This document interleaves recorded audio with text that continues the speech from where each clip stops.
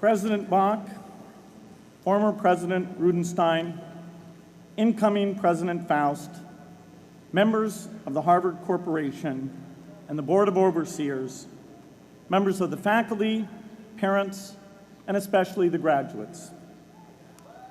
I've been waiting more than 30 years to say this. Dad, I always told you I'd come back and get my degree.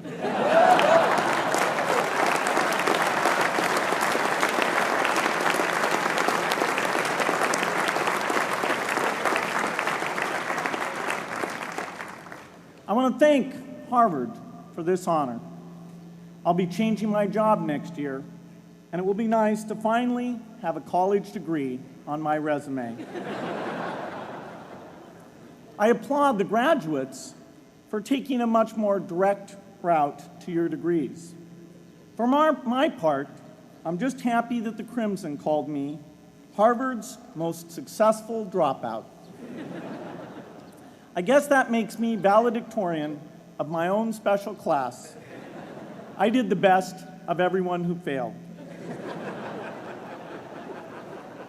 But I also want to be recognized as the guy who got Steve Ballmer to drop out of business school.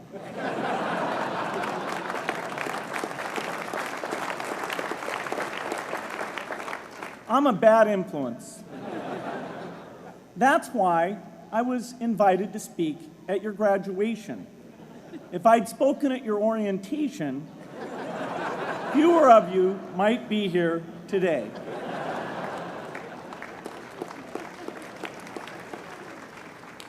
Harvard was a phenomenal experience for me. Academic life was fascinating. I used to sit in on lots of classes that I hadn't even signed up for. And dorm life was terrific. I lived up at Radcliffe in Currier House.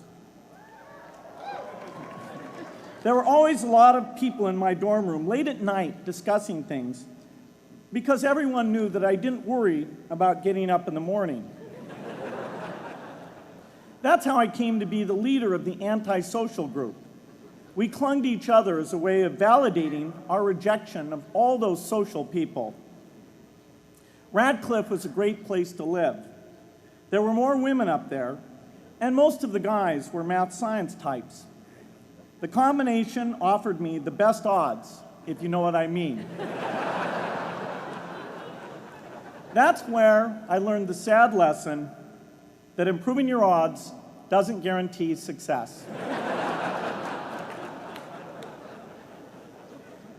One of my biggest memories of Harvard came in January 1975, when I made a call from Currier House to a company in Albuquerque, New Mexico, that had begun making the world's first personal computer. I offered to sell them software. I worried they would realize I was just a student in a dorm and hang up on me. Instead, they said, "We're not quite ready. Come see us in a month," which was a good thing because we hadn't written the software yet. From that moment, I worked day and night on the extra credit project that marked the end of my college education and the beginning of a remarkable journey with Microsoft.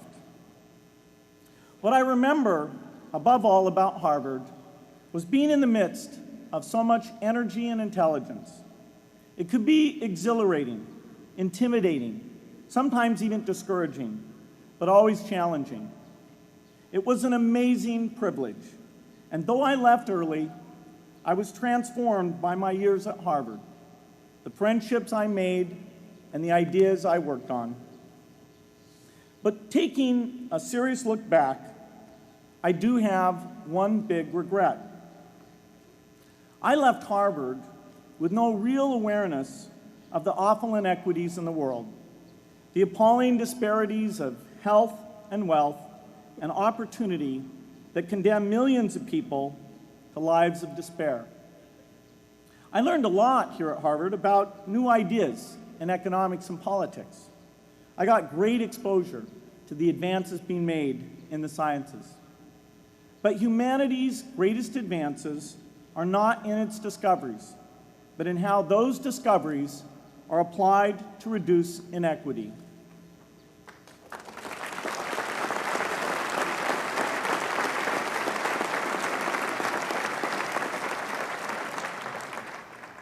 Whether through democracy, strong public education, quality health care, or broad economic opportunity, reducing inequity is the highest human achievement.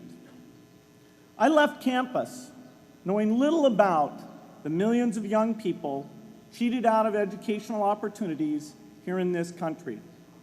And I knew nothing about the millions of people living in unspeakable poverty and disease in developing countries.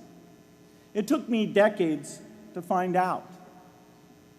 You graduates came to Harvard at a different time. You know more about the world's inequities than the classes that came before. In your years here, I hope you've had a chance to think about how, in this age of accelerating technology, we can finally take on these inequities and we can solve them. Imagine, just for the sake of discussion, that you had a few hours a week and a few dollars a month to donate to a cause. And you wanted to spend that time and money where it would have the greatest impact in saving and improving lives. Where would you spend it?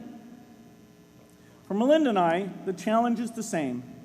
How can we do the most good for the greatest number with the resources we have? During our discussions on this question, Melinda and I read an article about the millions of children who are dying every year in poor countries from diseases that we had long ago made harmless in this country: measles, malaria, pneumonia, hepatitis B, yellow fever. One disease that I had never heard of, rotavirus, was killing 500,000 children each year, none of them in the United States. We were shocked.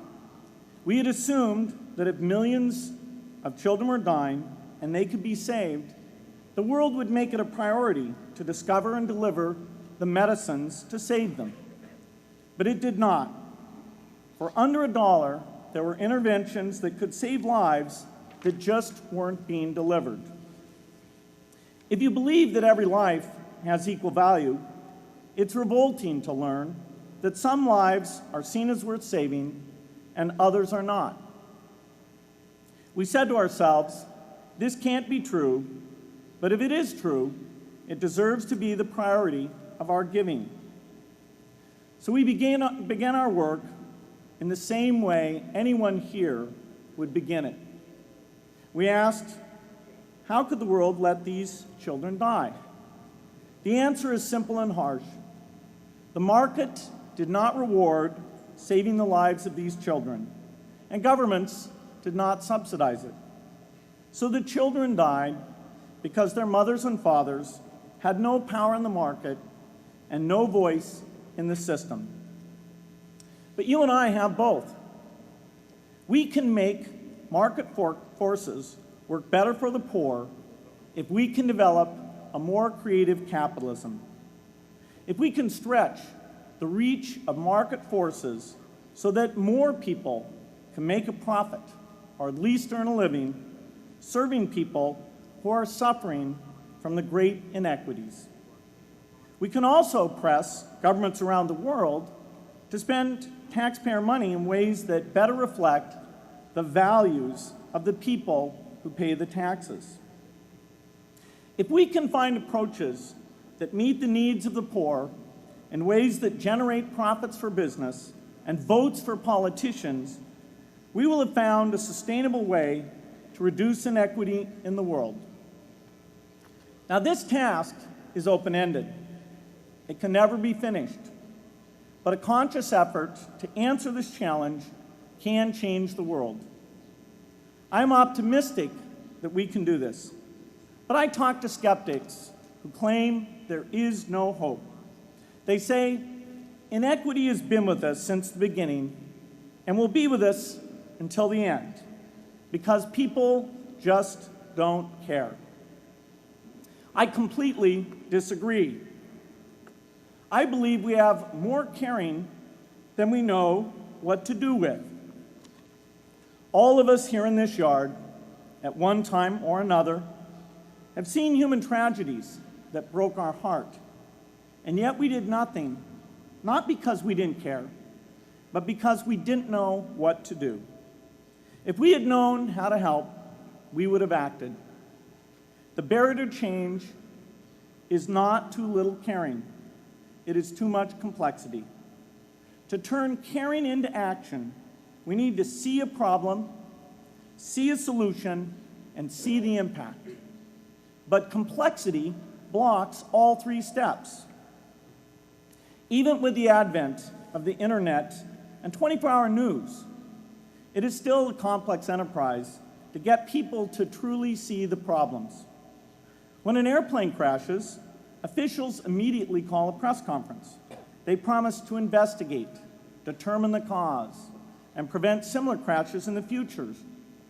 But if the officials were brutally honest, they would say, of all the people in the world who died today from preventable causes, 0.5% were on this plane. We're determined to do everything possible to solve the problem that took the lives of the 0.5%. The problem is not just the plane crash, but the millions of preventable deaths.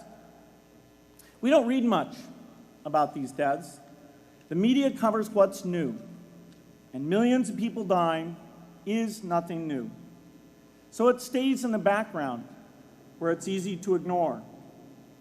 But even when we do see it or read about it, it's difficult to keep our eyes on the problem. It's difficult to look at suffering if the situation is so complex that we don't know how to help. And so we look away. If we can really see a problem, which is the first step, we come to the second step, cutting through the complexity to find a solution. Finding solutions is essential if we want to make the most of our caring. If we have clear and proven answers anytime an organization or individual asks, "How can I help?" then we can get action, and we can make sure that none of the caring in the world is wasted. But complexity makes it hard to mark a path of action for everyone who cares, and makes it hard for their caring to matter. Cutting through complexity to find solutions runs through 4 predictable stages. Determine a goal, find the highest impact approach, deliver the technology ideal for that approach, and in the meantime, use the best application of technology you already have.